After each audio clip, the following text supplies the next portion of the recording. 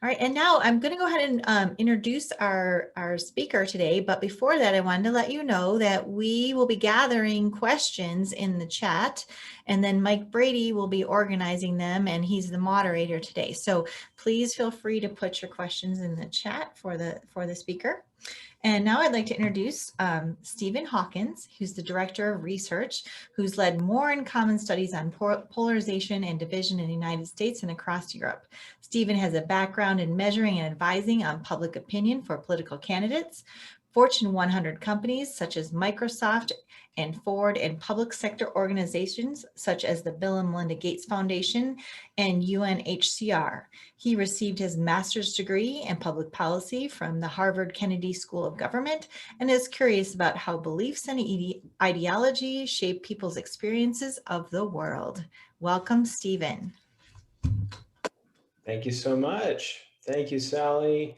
And thank you so much to Cassidy, who helped organize this, and to Randy, who I'll be speaking with here shortly later on in the program. And also just wanted to express how grateful I am, Marty, for the initiative that you led there with the fundraising. I'm so glad to hear that you're able to do that. Today I'm calling in from Florida. I'm with my father-in-law, visiting him in Florida, but ordinarily I live in Denver, so I've got the Rocky Mountains behind me here as a reminder that, like you, I live in Colorado, and it's a big honor to get to speak with this group. I hope that it's an informative conversation, and I'm really interested in the conversation that develops from it, especially as Randy is looking to launch his new initiative. Very excited about how this conversation can inform that. So Sally, should I just go ahead and jump into my presentation? Yes, please. Okay. Thank you. So political division in America and what we can do about it. Why don't I just start by giving a little bit of an intro to who More in Common is, so you can just understand my vantage point looking at this work. So More in Common is founded back in 2016 in a very different political environment. It was founded as a result of concern about the dropping support for migrants and refugees that were coming in from Syria and elsewhere in the Middle East and North Africa in Europe. And there was a growing public opinion backlash against embracing refugees. There's a very complicated situation, security concerns, economic concerns, and it just created a new type of complexity that we wanted to help explain and advise. And so we worked, for instance, with the United Nations Refugee Agency to help them understand how attitudes towards refugees and migrants were relevant and understand the psychology of people's concerns about them in places like France and Germany and across Europe, really.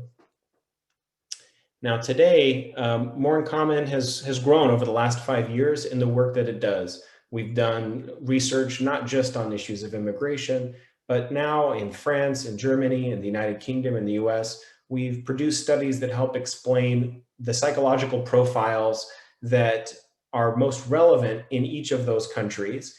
And that has allowed political actors, foundations, philanthropies, nonprofit organizations, media organizations to understand especially what's going on with the polarization and political division that we're seeing not just in the United States, but across the West. And we've been fortunate through good connections and a really strong team. We've now built up enough reputation that we have working relationships with some of the folks on the screen here, President Macron's team in France, the European Commission President Ursula von der Leyen.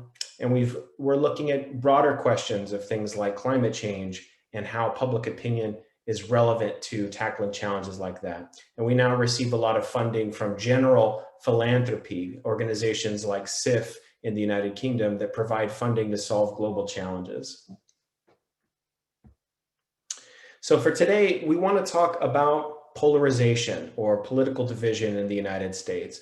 Polarization referring to the idea that things are coming apart. They're no longer integrated and whole, but instead that they're dividing in both directions.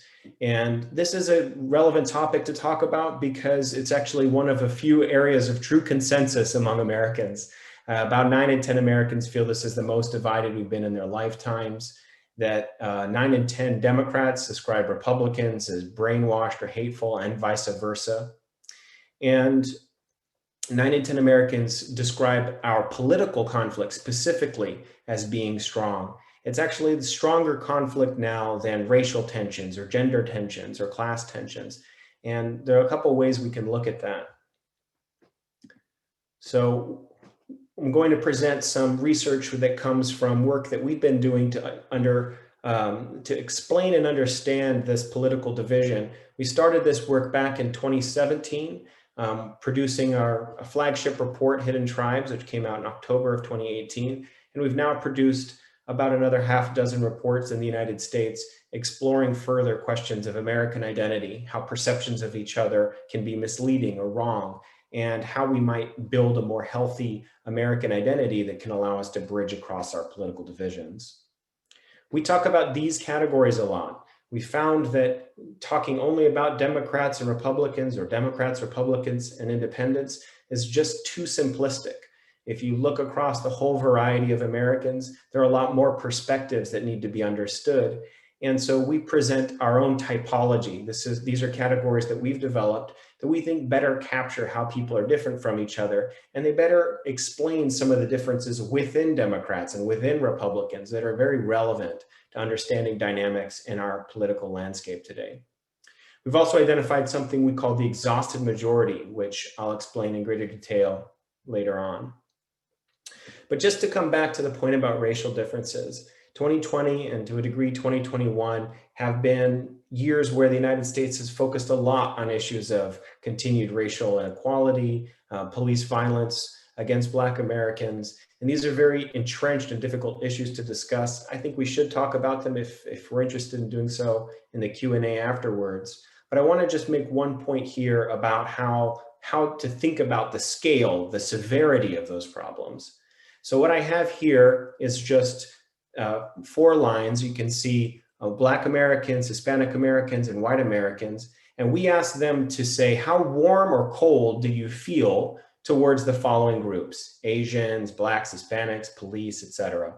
And you can see here that there are some meaningful differences between the racial groups. For instance, here you can see that for Black Lives Matter protesters, white Americans have a slightly negative opinion, below 50%, whereas Black Americans have a high opinion, about 75%. And similarly, you can see that attitudes towards the police vary between Black and white Americans in an inverse way. But those differences are quite small compared to what we see when we look at the political differences in perspective. So what I've done here is I've taken the far left group, the progressive activists, and the far right group, devoted conservatives. Between them, they only account for about 1 in 5 Americans or less. But if you look at how they disagree in terms of how warmly or coldly they feel towards groups like the police, Muslims, evangelicals, Black Lives Matter protesters, Trump supporters, you see 2 things. One is that the differences are much, much bigger than the differences, say, between white and Black Americans. And 2, that the feelings are much more extreme. If you look at the far right here, you can see progressive activists saying they feel a 6 out of 100 towards Trump supporters, almost the lowest score you can give. And so you see that there's just more extremity in terms of disagreement and more intensity of negative and positive emotion on the ideological spectrum, the political lens, than there is through the racial spectrum. So I want to get into the psychology of these differences. But before I get to that, I want to explain why these political differences are relevant, because it's not just that we feel strongly and have these strong emotional reactions to groups in a way that is polarized along the ideological spectrum. It's also that we're finding that kind of no matter what the conversation is about, politically speaking, we end up falling into the same groups. So here we asked a question, and I apologize if the font is a little small for some of you, but here we asked a question about immigration, basically asking, is immigration good for America, helping our economy, or is it bad for America, costing our welfare system resources? And you can see the country is split 50-50 on this. But then if you look at it through the lens of our typology, through our 7 categories, you see that actually there's almost no disagreement on the far left that immigration is good for the country. And on the far right, you see that there's almost no disagreement that in fact immigration is bad for the country.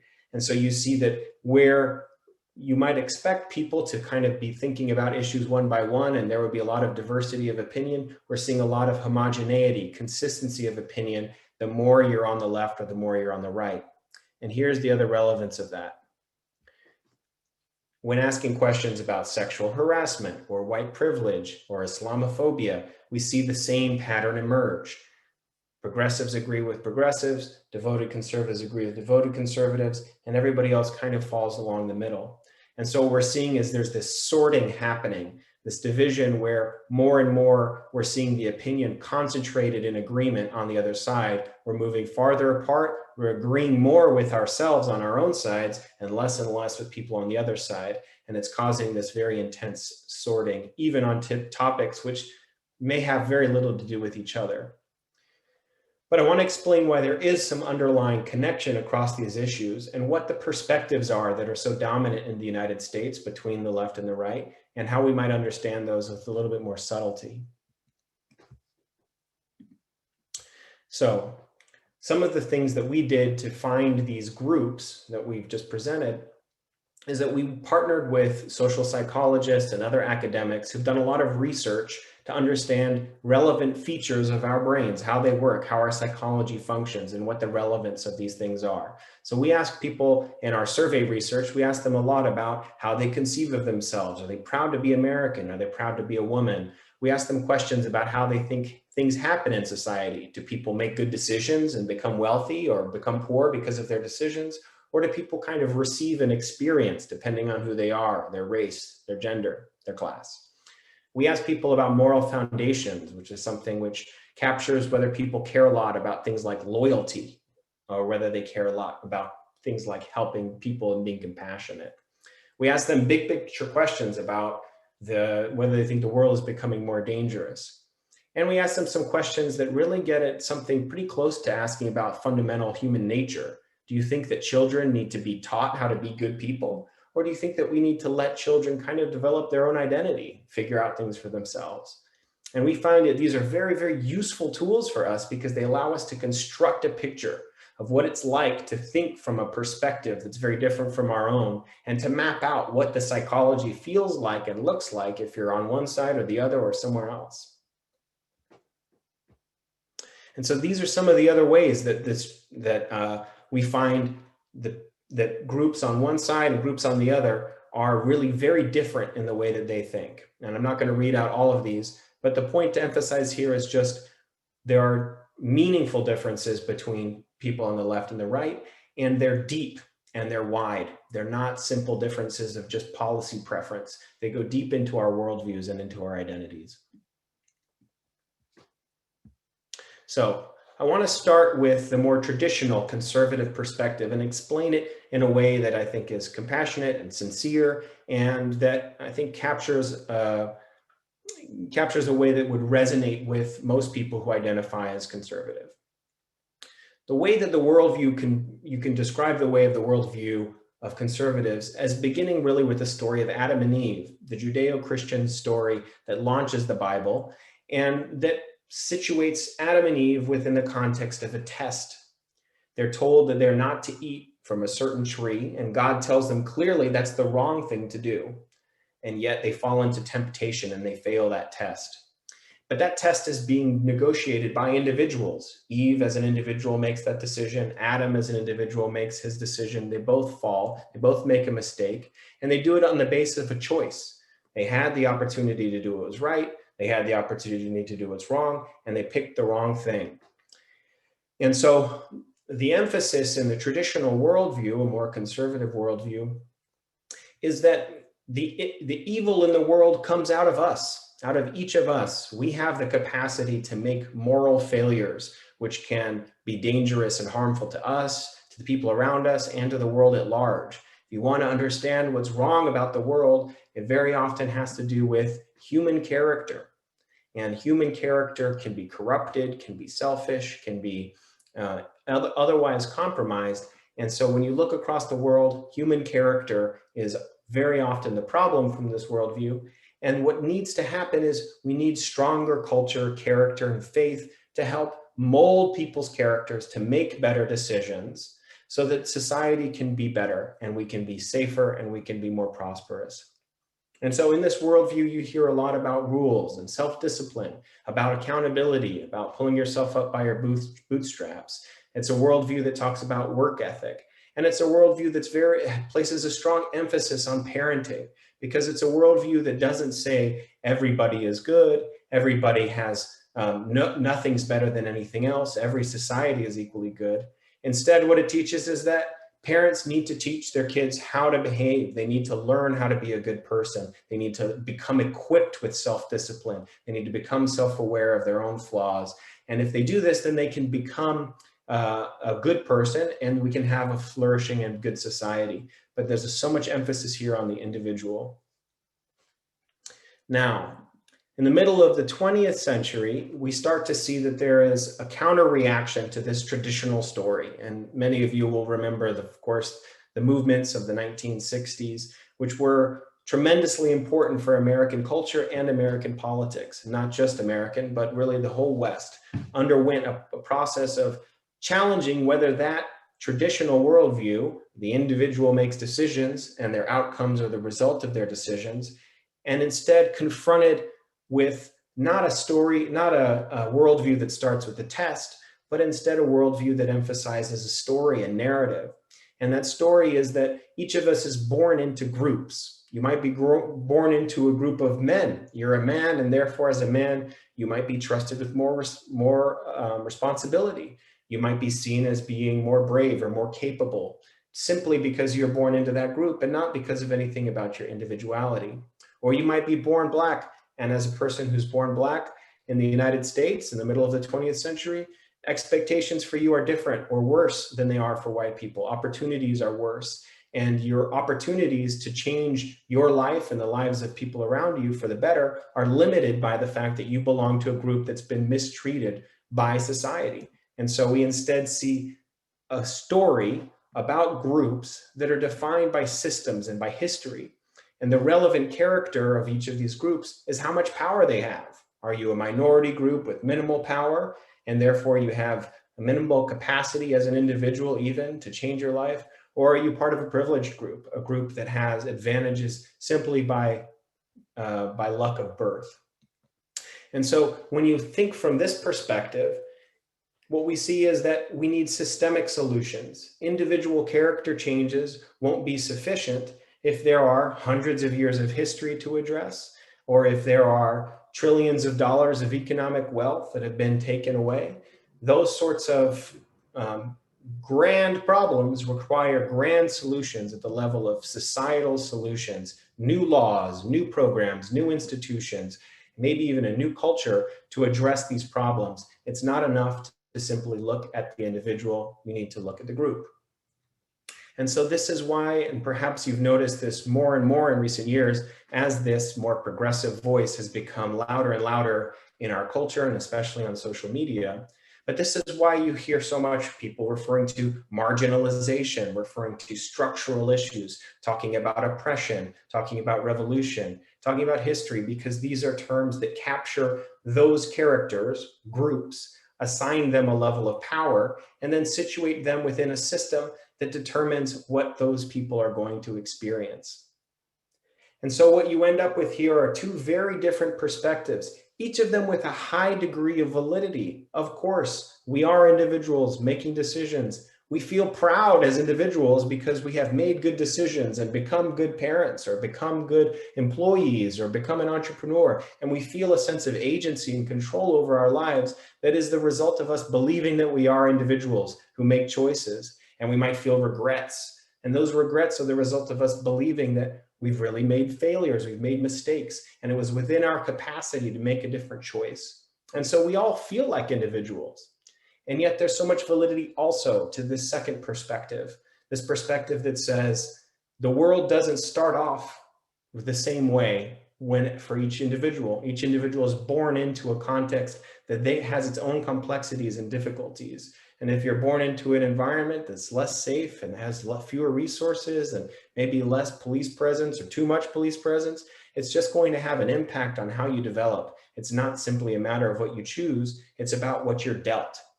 And so these competing perspectives are in a place of violent dissonance today in the United States. I'm going to come back to this point, but I want to turn now to something I referred to just a few moments ago, which is the idea of the exhausted majority. And so the exhausted majority of everything that we've written in More in Common is an idea that's been taken up. It's been reproduced in headlines of newspapers. It's been referred to by presidential candidates. It's really something which captures a bit of the zeitgeist here in the United States. So these are some photographs of people that we interviewed. The New York Times met with some of the folks that we interviewed for our research and talked to them. And I'm going to just show you a little bit of the kind of human side of the exhausted majority. So here I have 60% of Americans say they feel frustrated towards our country today. Some of these statistics are now a year or more older, and that number would be much higher now. And so the quote is, "It's like World War I, where you're pushing each other back and forth over the same quarter mile of ground and nothing happens." That certainly resonates with me. The feeling in the United States that we're stuck in an endless cycle and not getting anywhere. Feelings of frustration are very, very common in the United States, left or right, politically disengaged. Frustration is a very dominant feeling. 80% of Americans think that the government is mostly rigged to serve the rich and influential. This is disproportionately high for countries like the United States. Pew recently did some research in France and Germany and in the UK and the US and found that Americans, more so than other countries, more so than those European peers, feel that their government is not loyal to them, feel that that politicians are corrupt, and don't trust our institutions. This is the sad, very clear development of recent years too, is a decline in trust in our institutions. Generally speaking, federal government is least trusted, state governments a little bit more so, local governments more so, but the bigger the institutions, the more distrust we see. And that's true of corporations too. So 76% of Americans believe that politicians don't care about people like me. This lady here lives in Oregon, I believe. She's a horse veterinarian. I interviewed her for Hidden Tribes. And so there's a sense that we've been forgotten by the political debate, because if the politicians don't really care about us, the system's rigged, then even though we're voting, even though we're citizens, we don't particularly feel engaged by the system or feel that it reflects us. In fact, only 1/3 of Americans consider themselves to be a strong Democrat or a strong Republican. And so we see that most Americans feel like there's a degree of validity maybe in a mix of perspectives, or don't particularly love the Republican Party or don't particularly love the Democratic Party, and they just feel kind of stuck. We only have two options here in the United States, and most other countries have a multi-party system where maybe you can find a party that's a better representation of who you are. Everybody is so right or left, and you're just kind of standing there in the middle saying, what happened? And so we see that most Americans have a degree of ideological flexibility. And what that means is it's the ability to not stand in one perspective and say, this is the only thing that's right. This is the only right way to see the country. Instead, we see most Americans understand there's a degree of complexity, and they understand that oftentimes it's about who's more correct or how we understand multiple perspectives at the same time. There's also a sense of nostalgia and loss in the country today. One interviewee we spoke to said, when I was growing up, you'd listen, you'd give your piece, and it was okay to disagree. But now it seems like one person needs to be right and the other needs to be wrong. And there's no compromise and nobody's trying to understand anything. And this is something that we keep finding as we speak to people in interviews, is this sense that our tolerance for each other has gone down and down. So fortunately, most Americans say that they think that their political leaders need to be able to listen to others and to compromise. And so there's a sense not just that we ourselves can navigate differences among Americans, but also that we want our political leadership to do the same. So that's the substance of the presentation, kind of the findings and the research where it's gotten us. And I'm going to conclude now with some things that might be helpful to digest it. What can we do about it as individuals, and what can the Boulder Rotary Club do as an organization maybe? Well, the first part is definitely around taking responsibility. And so everybody who joined here today already gets a gold star. Everybody here already gets 1 point in their favor for being part of the Rotary Club. It's such a vital, vital institution to have civic organizations that are built around a mission, that organize people around shared values, and that don't divide us according to a narrow category. I'm sure in this group, we have Catholics, we have atheists, we have Jewish people, we have people of different races, we have people of different generations. These sorts of spaces are sacred because in the United States today, we need more and more places where people bump into people who are a little bit different from them politically, a little bit different from them in their identity, but that they can find that there's a lot of commonality and a lot of good despite there being significant differences too. And so taking responsibility is something that is really our challenge as American citizens. And it's not necessarily a responsibility everyone wants to take up because it's exhausting, as we just talked about, to be thinking about politics and to be living in this world of division all the time. And so I want to encourage everyone here to stay engaged in the national conversation. We cannot rely on political leadership to address these problems without sufficient support from the public. And the public really does have a lot of capacity and power here to influence what happens in our country. The second thing that we need to do is build an intentional media diet. This is a new problem, not just for America, but really for our species. For the vast majority of human species existence on this earth, we would come into contact with just a little bit of information in our whole lifetimes. For instance, in the time of Lincoln, maybe you have the Bible, you have newspapers. A lot of people would have access to very little text and information over the course of their whole lives. And as we all experience today, we are bombarded with competing news perspectives that provide competing narratives, different facts, different information. And we're getting it from our friends, we're getting it from our family, and we're getting it from companies, and we're getting it from journalists. And so it's bewildering, and it's bewildering to everyone. You might feel like it's just because of your age or it's just not what you're used to. It's hard for everyone to navigate this new challenge of how to understand what's true. And so what I would encourage everyone to do is to subscribe to podcasts that you agree with a little bit or you disagree with a little bit, and every now and then circulate them into what you're listening to. There are great news websites. I think one's called All Sides. There's one called Both Sides that will actually compile perspectives from the left and from the right every day and send you the news on a single topic presented by the left and presented by the right. And it's much harder than you think to figure out which perspective has it right. And so by having this intentional media diet, we can do what Walter Cronkite and the newscasters of the 60s and the 70s did for us, which is take multiple perspectives, consolidate them, see their degrees of validity. And it doesn't necessarily taste great to find out that your side did something dumb that time or today, but the balanced diet will help us stay anchored in truth. And I know that for the Rotary Club, as we all said at the beginning of the session, what is true is the first question. So the second here, and since it's Friday afternoon, I thought it might be fun to kind of lighten up things a little bit. The second is to embrace complexity and to resist the simple story. One of my favorite movies of all time is The Godfather, and I'm not original in having this preference. It's often, or almost always, seems to be listed as the best movie in American history.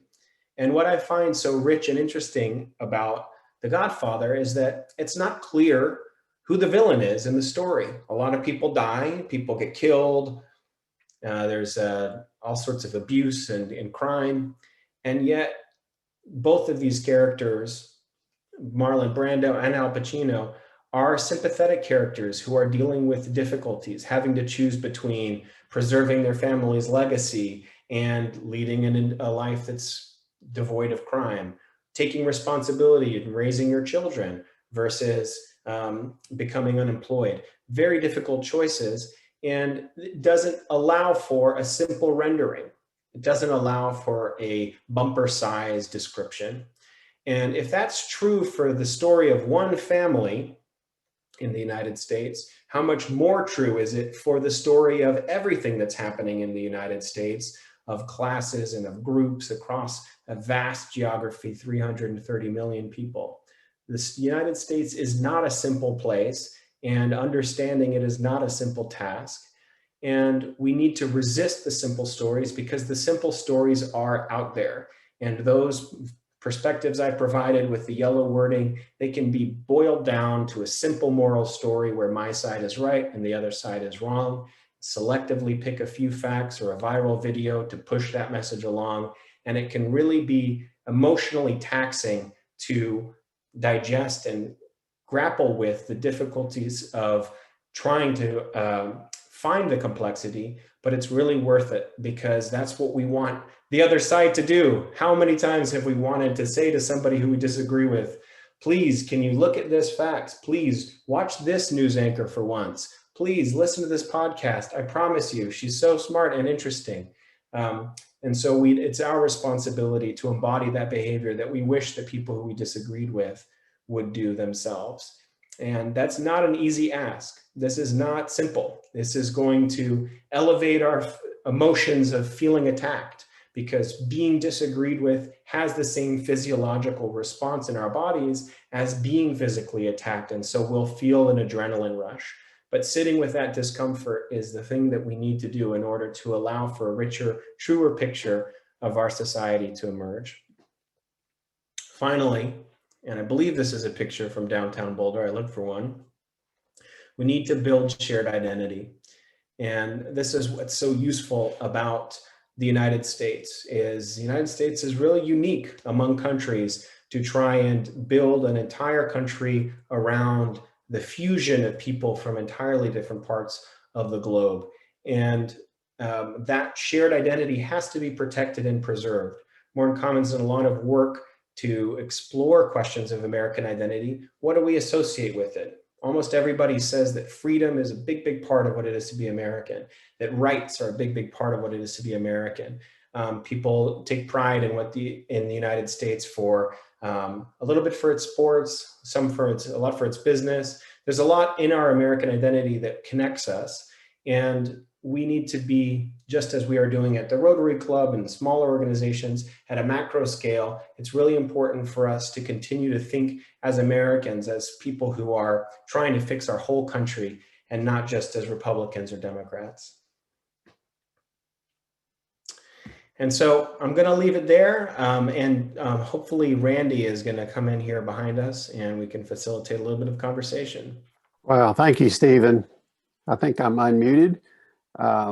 You're good to go, Randy. Great, thank you, Mike.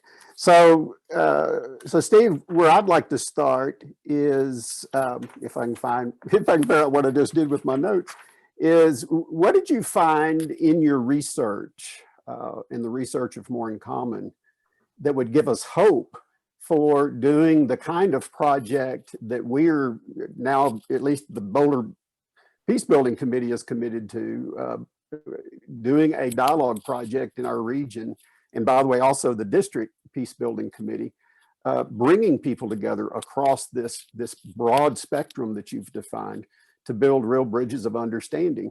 So what did you find in your research that would give us hope that we could actually accomplish something? Well, in order to accomplish something, we have to agree on the problem. And we don't agree on all elements of the problem, but there's a lot that we do agree with. And that's why I wanted to share those slides of the individuals and how exhausted they are by American politics, because that's really becoming a more and more common feeling in the country, that we're deeply, deeply frustrated with our political system. And the other is that we are sadly very worried about our future. Americans are no longer confident that the next generation is going to be better off than they were. And this is a sad thing for the United States. Historically, it's been a country of momentum and progress, and each generation builds off the last. That's less true. And for my generation, I'm a millennial. We have less of a share of the wealth than our parents did and their grandparents did at this stage in their lives. And so there's a sense that the future is not going to be better than the past unless we work together. And so there's motivation. There's common diagnosis of some of the problem, and there's common motivation in that we are all concerned. So in the work that I've been able to do in the past, had the privilege of doing in the past, one of the things that really struck me was that a good place to start, and I want to ask you if you agree with this from, again, based on your experience in research, a good place to start with folks who might come into the room perceiving the others in the room as the enemy, or at least way over there on the other side. Would a good place to start be at a more human level of being able to share one another's personal stories and therefore make an empathic connection? What do you think about that? Yeah, definitely. You know, I mentioned earlier that we ask people about their identities and which identities are most important to them. And there's quite a lot of variation there. Younger Americans don't think about being American very much. It's not super important to them. And for older generations, it's very important to them. So there's some important differences there. But one thing that's pretty true across the board is that the most important identities for most American are as being a parent, being a mother, being a father is number one. And what's more meaningful than to connect with people on what it is to be a part of a family and to be the leader of a family, to take care of children. There's a lot of commonality and substance there. Right. Well, I could go on and on with all kinds of questions for you because this is the stuff I'm passionate about, as everybody in this club by now has figured out. But I'm not going to do that because I know we've got other folks who have put important questions into the chat. So Mike, I'm going to turn it back over to you to harvest those questions. Okay, very good. And thank you, Randy. As a moderator, I get to ask the first question. I guess that's my prerogative. One influential book for me was Thomas Sowell's A Conflict of Vision. And I was just wondering if that was influential to you too, because I heard a lot of that book in some of your presentation here today. So I wonder if you could comment on that. I haven't read that book, but Thomas Sowell is a super fascinating and has been an influential voice to me. I think Coleman Hughes, I think, has learned a lot from him, and he's a younger voice. He's just in his mid-20s, and he's contributing a lot to the dialogue in the country around race, family, economics, in the same way that Thomas Sowell has. Yeah, but not that book specifically. I might have to look that one up. He talks about what you just say about, like, you got to go down to a level like a tree with branches to where you agree. Because if you stop at the top level, you might have assumptions, like you said with Adam and Eve and other things. Is man good or man basically bad? And so you got to go to that level where you agree, so then you can appreciate where you've come to with different types of decision in the decision tree. I've just summarized in 20 seconds what takes him 800 pages. Oh, good. Now I don't have to read it. Yeah, now you don't have to read it. So, okay, Anne Marie, you've got the next question. Thanks, Mike. Thanks for a fascinating and very relevant presentation today, Stephen. So my question is, I have a rule personally that I will not post political comments on Facebook or the social media, basically because I'm not going to convince anyone to change their mind, and I'll probably end up just alienating some friends and family who disagree with me. So, and I think that could be a source of a lot of tension in our country is social media. And so I was wondering what your opinion is. Is there anything good that comes from posting political comments on social media? A great question. If we'd had more time, I would have presented some of our work on this, Anne-Marie, because we've looked into who it is that posts on social media. And what we find is that people who post on Twitter and on Facebook about politics are really disproportionately people who are on one end of the spectrum. It's not a good cross-section of Americans. And so it can be really distorting to try and follow politics through what people post, because it's the 1 in 5 of your friends who's most political and most kind of consistently of one mindset, that's the one who's most likely to be posting. And so you can get a sense, this is what Democrats think, or this is what all Republicans think, and it's not a good picture. So I'm not sure I've figured out the puzzle of social media yet. I'm not sure how we're supposed to navigate it, but it's definitely contributing a lot to misperceptions of what people are like and how extreme people are on the other side. So in general, I don't post on social media because I just know how easily it devolves into conflict. And the stakes are so much higher. You know, if I'm in conversation with you, Anne Marie, and you make a good point and I feel silly, I might just laugh it off and say, you know what, you're right, and I can thank you. But if you do that in front of 1,000 people, I can't. My pride won't allow me. And that's a very difficult dynamic to be having a conversation effectively on the stage of your entire social world for all to see. And so it's just not a good context, I think, for the types of conversation that Randy and you and I were just referring to, where you're trying to get to the substance and you're trying to act with humility and empathy. Great, thank you, Steve. Next question is Bill Anderson. Yes, thanks for coming to talk to us, Steve. This is a fascinating discussion. In order to keep the peace, I often avoid engaging on issues that I know are divisive within my extended family. But I'm not sure that that answer is the right one in a moment where people are seeking news sources that simply reinforce what they already believe. And I'm curious whether you have thoughts on sort of how to engage the family members that you know are far from your views. Yeah, it's hard. Just out of curiosity, by show of hands, who has an extended family that they disagree with politically? Okay, so it's everyone.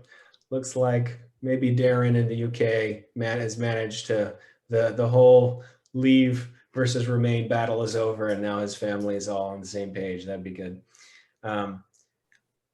Yeah, in terms of dealing with relatives, I think what I found is one-on-one conversations are better for the same reason I was just referring to with Anne Marie. You don't want to elevate the stakes for someone where they feel like they have to represent their side. And it's much harder to concede a point when you're in front of a group. The second thing is I found that it's really useful to talk to people at length and to start from a place of curiosity and humility, because oftentimes I realize that I haven't read all of the commentary or all of the facts about a story. And so I might have missed things and made assumptions. And oftentimes I need to learn a little bit as I'm having that conversation with the other person. There's a great book that just came out by my friend, Amanda Ripley, who wrote about, it's called High Conflict. And in that book, she does an excellent job of breaking down the psychology of how conversations and disagreement escalate into a conflict that becomes intractable. And in there, she also talks specifically about the emotion of humiliation. Humiliation is really the fuel of conflict.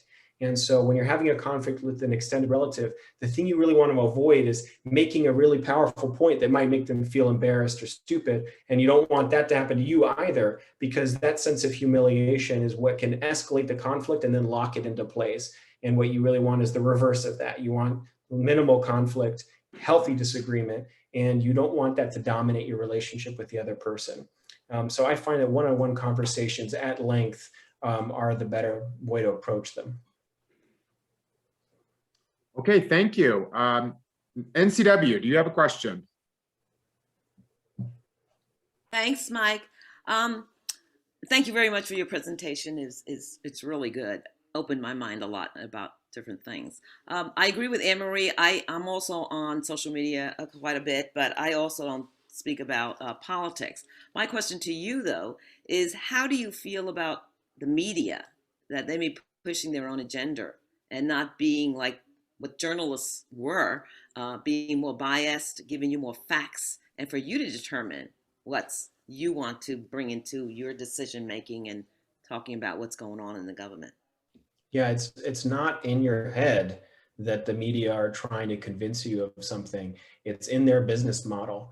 And it's a really tragic development over the course of, well, our lifetimes here, that because now the economics of being ABC in the 1980s were that you wanted as broad a news audience as possible. And so to be broad, you needed to be neutral. You couldn't show clearly that you liked Reagan or you didn't like Reagan.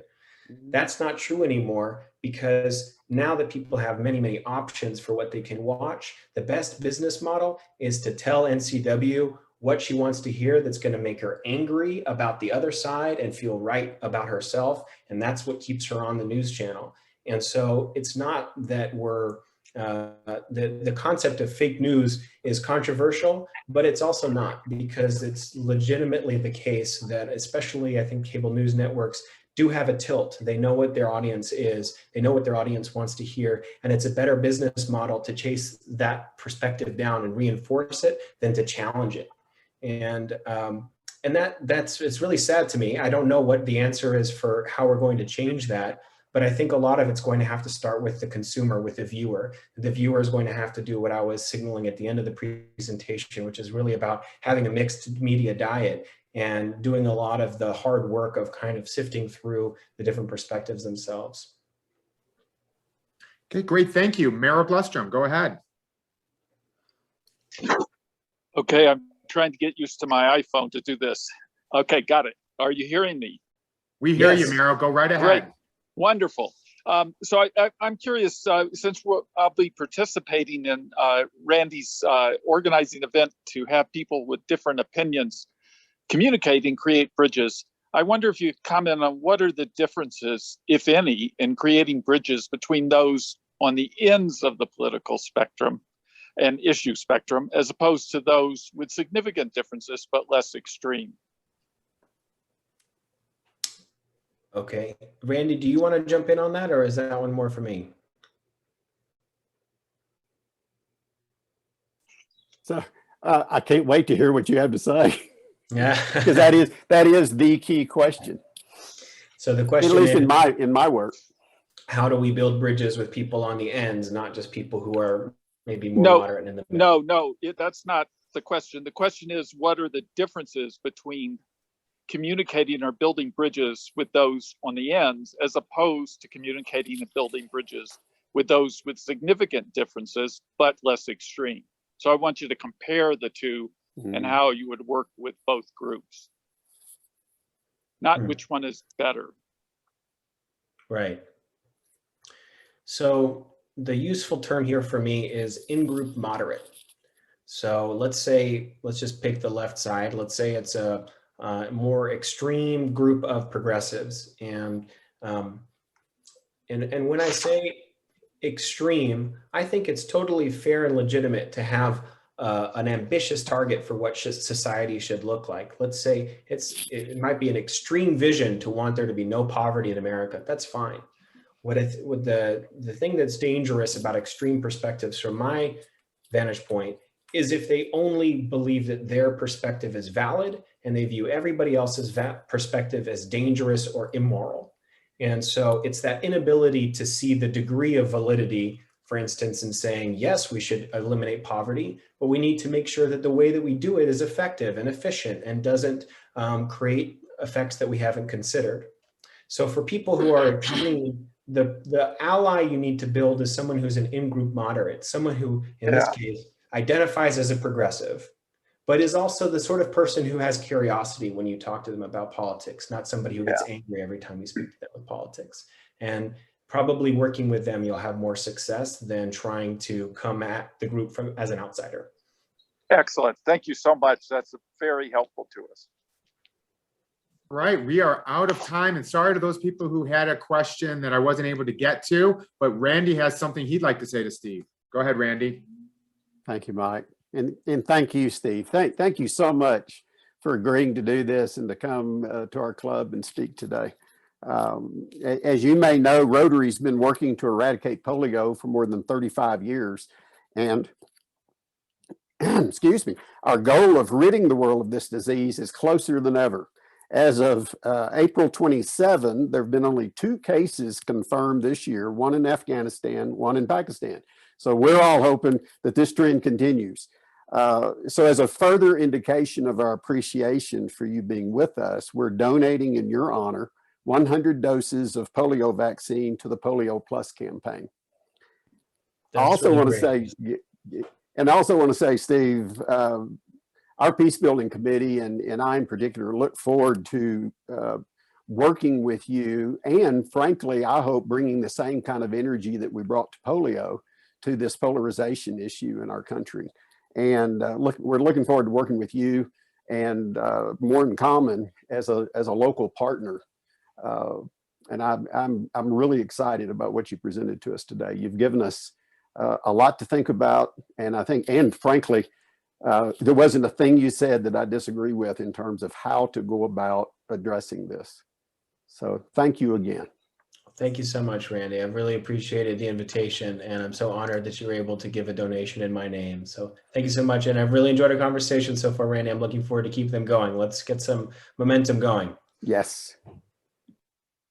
Thank you so much, Stephen. Thank you, Randy. That was wonderful.